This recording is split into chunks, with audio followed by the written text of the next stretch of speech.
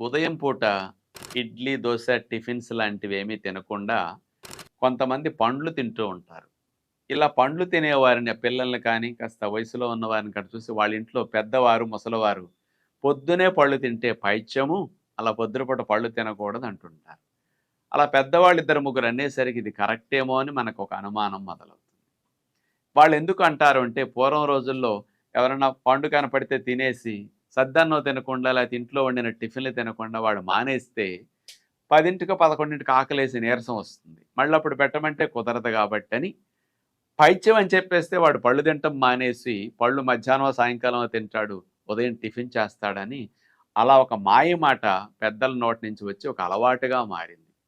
ఉదయం పూట బ్రేక్‌ఫాస్ట్‌లు ఎప్పుడైనా ఫలాహారం అంటే ఫ్రూట్స్ తిని మాత్రమే వెళ్ళటం అనేది ఆరోగ్యానికి ఎంతో మంచిది. అంటే పొట్టలో గ్యాస్ ఎక్కువున్నా, అరుగుదల లేకపోయినా, ఆకలి మందం ఉన్నా, అజీర్ణ సమస్యలున్నా, వికారమో, వాంతులు లాంటి సమస్యలున్నా, కాస్త ఉదయం పూట ఆకలి ఎక్కువగా లేనప్పుడు ఇలాంటి సందర్భాల్లో మీరు ఉదయం పూట కాస్త తియ్యటి ఫ్రూట్స్ లాంటివి బొప్పాయి, కర్బూజా, సపోటా, అరటి, యాపిల్, పియర్ ఫ్రూట్ ఇలాంటి ఫ్రూట్స్‌ని అల్పాహారంగా జాంపండు ఇవన్నీ తినెళ్ళగలిగితే చాలా హాయిగా ఉంటుంది. అన్నీ లాభాలే తప్ప ఏమీ నష్టం ఉండదు. పాయిత్యం అస్సలు చేయవు.